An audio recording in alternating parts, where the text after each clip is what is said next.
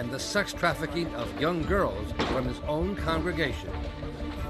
Parishioners, adult women, turn a blind eye because he's the apostle. And the apostle's handmaid, who allegedly helped to recruit the girls, ready now to testify against him.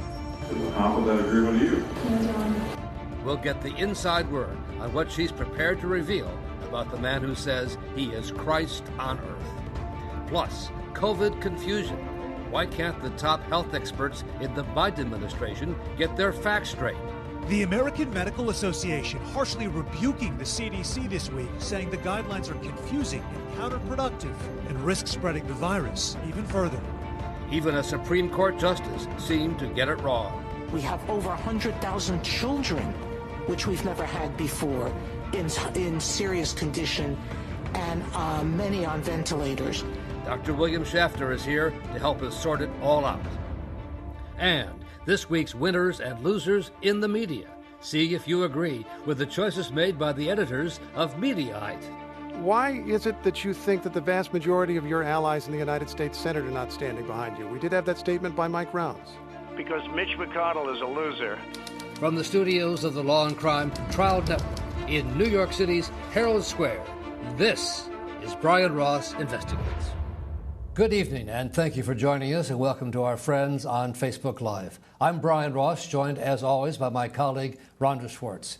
And Rhonda, we begin tonight with the man called the Apostle, the leader of a worldwide church who some have likened to the late millionaire pedophile Jeffrey Epstein. Both had money and power and faced charges of trafficking young girls for their apparently insatiable sexual appetites. Rhonda?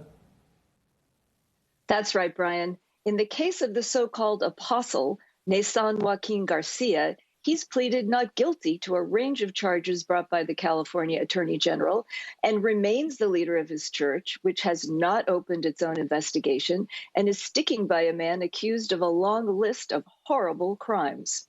The man whose followers call him the Apostle hasn't been in one of his churches for more than 2.5 years now. Since June of 2019, Nason Joaquin Garcia has been awaiting trial in a Los Angeles County jail, facing 23 counts of rape, sexual abuse, and the trafficking of minors, all allegedly involving young girls from his church. He is a sexual deviant predator. This man is a predator. Parishioners, adult women, turn a blind eye because he's the apostle. Everything he does and anything you do to him, even though it seems wrong, is going to be forgiven because he is basically God on earth. That's what they preach. The Apostle's trial is now set to begin in the spring of this year, as his defense team works to undercut the expected testimony of the Jane Does, his alleged victims. They don't want to talk about the facts of this case. They don't want to talk about the statements from 5 victims about how they were raped by Mr. Garcia. They don't want to talk about how Miss Oaxaca and Miss, more relevantly, obviously, Miss Ocampo would bring these girls to him. They don't want to talk about these women, these girls, who have complained to the Attorney General's office about being forced to orally copulate Mr. Garcia. And they don't want to talk about the statements by the victims, Your Honor, that oral cop was forced on them. They don't want to talk about the videos with a young boy and Mr. Garcia in it, having an orgy. The young boy having sex with a member of his own family, Your Honor. They don't want to talk about that because those facts are not good for them. The Apostles' defense team has been arguing that prosecutors helped the young women concoct a story of their abuse, and the lawyers clashed late last year over efforts to get the phone records of a former prosecutor, Amanda Plisner.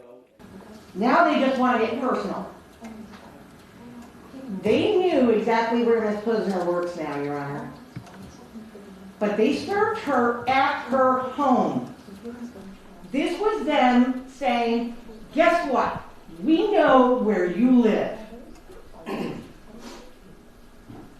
They did it sneakily and deceitfully. The Light of the World Church has its international headquarters in Guadalajara, Mexico, where the apostle once was treated as Christ on earth.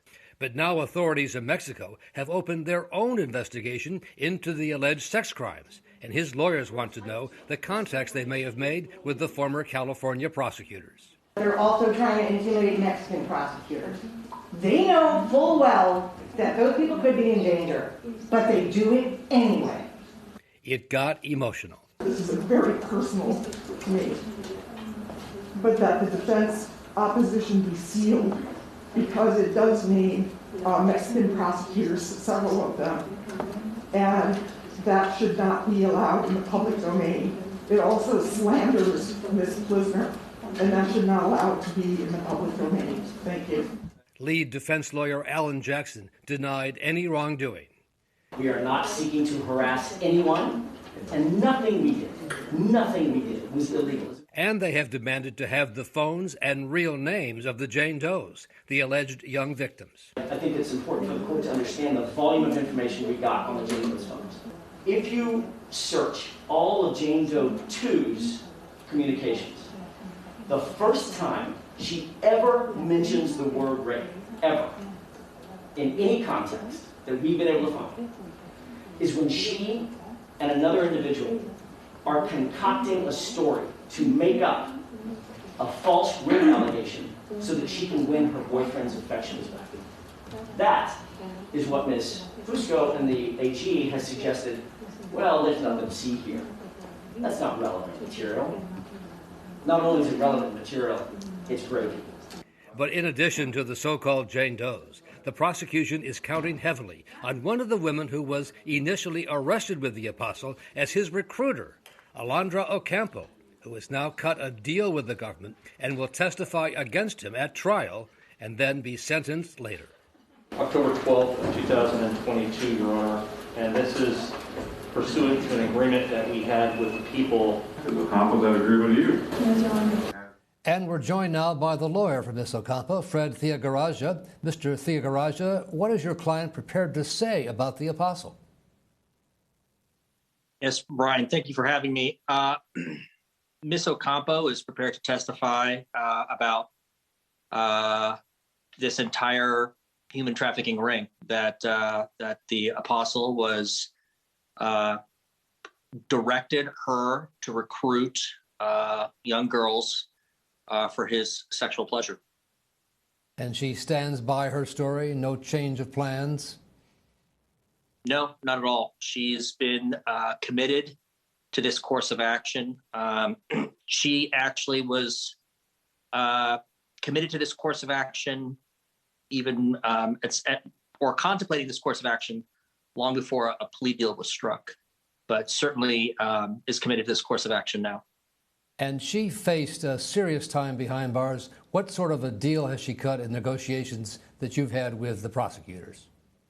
Well, she's pled. She was facing numerous counts of a variety of different types of sexual crimes, similar to what Garcia faces now. However, she ended up pleading guilty to, I believe, 4 felonies. And she will be sentenced on October 12th of this year. And we anticipate that she will be released from custody at that point in time, serving approximately 4 years. The power of this church is well known. Has she faced any pressure on her or her family not to testify? Yes. But most of that, so I could kind of break it up. Prior to a plea bargain, she has been visited. In fact, prior to my representation of her, she was visited by a member of the church who didn't make overt threats, but, heavily pressured her to sort of stick to the party line. And then in terms of her family, part of this process by which she is going to be testifying against the church has estranged, her family from her. They believe that she is lying, or that she is now sort of doing the devil's work, because her family is still firmly entrenched within the church. Her parents, her siblings, and especially her parents. And so it's indirect pressure, but she's losing, or the connection between her and her parents is being jeopardized by the stance that she's taking in terms of testifying against the apostle. But she is steadfast in her decision to testify despite that sort of indirect pressure, you call it? Yes. And by the way, this indirect pressure, and then she's also aware that the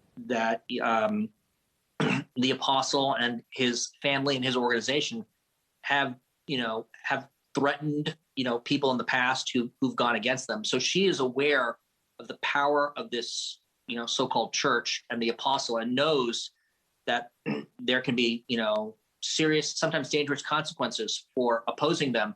But yes, she's remaining steadfast in her decision to testify against the apostle. All right, Fred Theodoragaraja, thank you so much for joining us tonight. Keep us posted on developments. Thank you, Brian. Coming up next, COVID confusion. Dr. William Schaffner